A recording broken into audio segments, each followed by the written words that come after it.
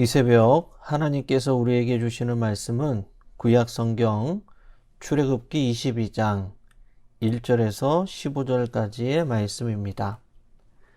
제가 보는 성경으로 구약 114쪽입니다. 출애굽기 22장 1절에서 15절까지의 말씀입니다. 사람이 소나 양을 도둑질하여 잡거나 팔면 그는 소 한 마리에 소 5마리로 갚고 양 한 마리에 양 4마리로 갚을지니라. 도둑이 뚫고 들어오는 것을 보고 그를 쳐 죽이면 피 흘린 죄가 없으나 해 돋은 후에는 피 흘린 죄가 있으리라.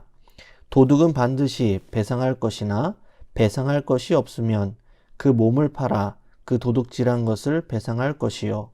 도둑질한 것이 살아 그의 손에 있으면 소나 나귀나 양을 막론하고 갑절을 배상할지니라.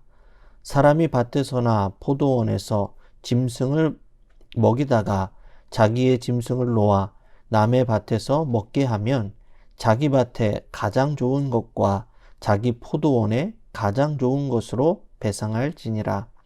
불이 나서 가시나무에 댕겨 낯가리나 거두지 못한 곡식이나 밭을 태우면 불 놓은 자가 반드시 배상할지니라. 사람이 돈이나 물품을 이웃에게 맡겨 지키게 하였다가 그 이웃 집에서 도둑을 맞았는데 그 도둑이 잡히면 갑절을 배상할 것이요. 도둑이 잡히지 아니하면 그 집 주인이 재판장 앞에 가서 자기가 그 이웃의 물품에 손댄 여부에 조사를 받을 것이며 어떤 잃은 물건, 즉 소나 나귀나 양이나 의복이나 또는 다른 잃은 물건에 대하여 어떤 사람이 이르기를 이것이 그것이라 하면 양편이 재판장 앞에 나아갈 것이요. 재판장이 죄 있다고 하는 자가 그 상대편에게 갑절을 배상할지니라. 사람이 나귀나 소나 양이나 다른 짐승을 이웃에게 맡겨 지키게 하였다가 죽거나 상하거나 끌려가도 본 사람이 없으면 두 사람 사이에 맡은 자가 이웃의 것에 손을 대지 아니하였다고 여호와께 맹세할 것이요. 그 임자는 그대로 믿을 것이며 그 사람은 배상하지 아니하려니와 만일 자기에게서 도둑 맞았으면 그 임자에게 배상할 것이며 만일 찢겼으면 그것을 가져다가 증언할 것이요. 그 찢긴 것에 대하여 배상하지 아니할지니라. 만일 이웃에게 빌려온 것이 그 임자가 함께 있지 아니할 때에 상하거나 죽으면 반드시 배상하려니와 그 임자가 그것과 함께 있었으면 배상하지 아니할지니라. 만일 새 낸 것이면 새로 족하니라. 아멘. 오늘 말씀을 가지고 배상의 정신은 짐심입니다 라는 제목으로 함께 말씀을 나누겠습니다. 하나님께서 이스라엘 백성들에게 율법을 주신 이유는 정죄와 징계와 심판이 아니라 약자를 보호하고 깨어진 관계를 회복하기 위한 사랑의 마음으로 율법을 주셨습니다. 이러한 사랑과 보호와 회복의 관점에서 율법을 볼 수 있는 성도님들이 되시기를 바랍니다. 오늘 본문은 10계명의 8번째 계명인 도둑질하지 말라는 계명을 그 구체적인 규율에 대해서 말씀하고 있습니다. 첫 번째 사례로 이웃의 소나 양을 도둑질한 죄에 대한 배상입니다. 오늘 본문 출애굽기 22장 1절의 말씀입니다. 사람이 소나 양을 도둑질하여 잡거나 팔면 그는 소 한 마리에 소 5마리로 갚고 양 한 마리에 양 4마리로 갚을지니라. 아멘. 소나 양은 당시 가장 중요한 재산 품목 중에 하나였습니다. 그래서 빈번하게 도둑질한 사례가 많았을 것입니다. 소 한 마리를 훔쳤으면 5마리로 갚고 양 한 마리를 훔쳤으면 4마리로 갚으라 라고 말씀하십니다. 그런데 소하고 양하고 배상 방식이 조금 다릅니다. 그건 아마도 당시 일을 할 수 있는 소가 양보다 더 큰 가치를 가지고 있었기 때문일 것입니다. 그리고 하나님은 왜 다른 규율보다도 이 도둑질에 대해서는 훨씬 많은 배상을 말씀하는 것일까요? 그것은 아마 처음부터 도둑질 자체를 아예 시도하지 못하도록 큰 배상을 말씀하신 이유도 있을 것입니다. 또 이런 이유도 있을 것입니다. 나단 선지자가 다윗의 잘못을 지적했을 때 부자에게 있는 많은 양 중에 한 마리 양과 또 가난한 자에게 있는 가족 같은 양이 있었다고 비교하며 설명했듯이, 이렇듯 같은 양이라도 사람마다 그 가치 기준이 달랐을 것입니다. 즉, 이웃의 소나 양이 내 것보다 더 소중할 수 있다는 것을 가르치기 위해 이러한 배상을 말씀하셨을 것입니다. 남의 돈이나 공금을 함부로 사용하는 사람에게 도둑 심보를 가졌다고 흔히 말하고 있습니다. 남의 것이 귀하다는 것을 가르치시기 위해 하나님께서는 더 큰 배상을 말씀하셨을 것입니다. 내 이웃을 내 몸과 같이 사랑하라는 주님의 말씀처럼 내 몸과 내 것이 귀하듯 남의 몸과 남의 것이 귀하게 여기는 것, 그것을 하나님께서 원하신다라는 것입니다. 계속해서 말씀하십니다. 오늘 본문 출애굽기 22장 2절에서 4절의 말씀입니다. 도둑이 뚫고 들어오는 것을 보고 그를 쳐 죽이면 피 흘린 죄가 없으나 해 돋는 후에는 피 흘린 죄가 있으리라. 도둑은 반드시 배상할 것이나 배상할 것이 없으면 그 몸을 팔아 그 도둑질한 것을 배상할 것이요, 도둑질한 것이 살아 그의 손에 있으면 소나 낙이나 양을 막론하고 갑절을 배상할지니라. 아멘.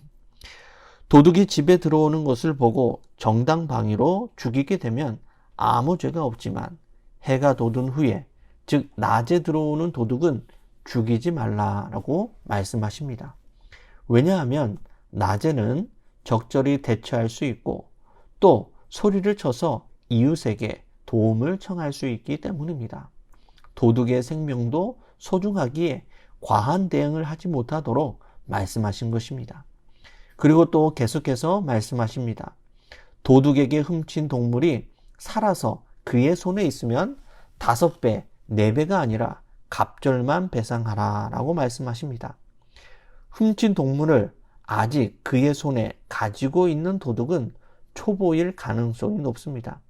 왜냐하면 상습적이고 질이 나쁜 도둑은 빨리 그 훔친 도둑을 처리하여 증거를 남겨놓지 않기 때문입니다. 이처럼 도둑에도 차등을 두어서 상습적이고 질이 나쁜 도둑은 5배나 4배로 갚게 하고, 그렇지 않는 도둑은 갑절만 갚게 하십니다. 하나님은 이렇게 죄인인 도둑까지도 배려하며 말씀하십니다.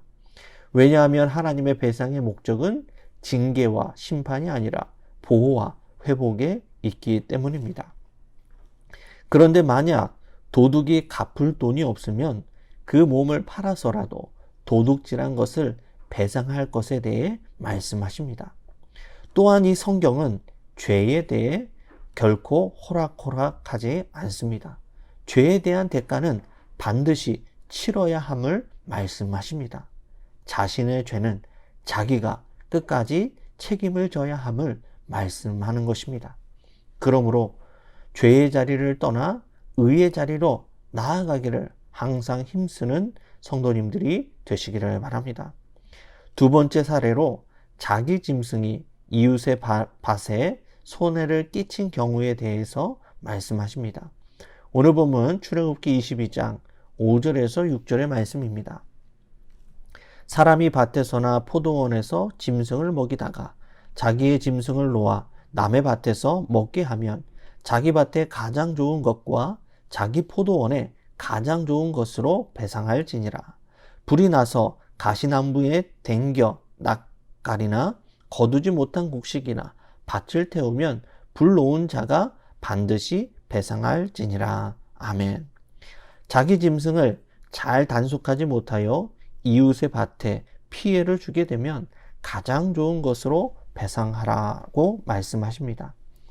여기서 가장 좋은 것은 원어로 메타브라는 단어를 사용했는데 가장 훌륭하다, 가장 즐겁다라는 의미입니다. 즉, 가장 훌륭한 것으로 즐거운 마음과 진심으로 배상을 하라는 말씀입니다. 짐승의 주인이 할 도리를 다 하고 진 빚을 다 갚았다 하더라도 그것으로 끝이 나는 것이 아니라 피해 입은 사람의 마음을 알아주고 진심으로 위로하여 그 손해 입은 사람의 마음에 샬롬이 임할 수 있도록, 평안이 임할 수 있도록 배상해야 한다라는 것입니다. 우리가 운전을 하다 보면 가끔 접촉사고가 일어날 때가 있습니다. 그때 어떤 사람은 어디 다친 데 없느냐라고 물으면서 마음을 다해 진심으로 죄송해야 하는 사람이 있는가 하면 어떤 사람은 얼마면 됩니까? 라고 말하기도 하고 그냥 보험 부르시죠 라고 말하면서 기분 나쁘게 사고 처리를 하는 사람이 있습니다. 우리는 어떻게 사고 처리를 하고 있습니까? 배상의 정신은 마음에 있고 진심에 있습니다. 손해 입은 사람의 마음을 알아주고 위로해줘야 그 상처가 치유되고 깨어졌던 관계가 회복되는 것입니다. 배상의 정신인 진심으로 이웃의 마음을 위로하고 회복시켜 줄 수 있는 믿음의 성도님들이 되시기를 바랍니다. 세 번째 사례로 맡겨진 짐승이 죽거나 잃어버린 경우에 대한 배상에 대해 말씀하십니다. 오늘 본문 출애굽기 22장 10절에서 11절까지의 말씀입니다. 사람이 나귀나 소나 양이나 다른 짐승을 이웃에게 맡겨 지키게 하였다가 죽거나 상하거나 끌려가도 본 사람이 없으면 두 사람 사이에 맡은 자가 이웃의 것에 손을 대지 아니하였다고 여호와께 맹세할 것이요 그 임자는 그대로 믿을 것이며 그 사람은 배상하지 아니하려니와. 아멘.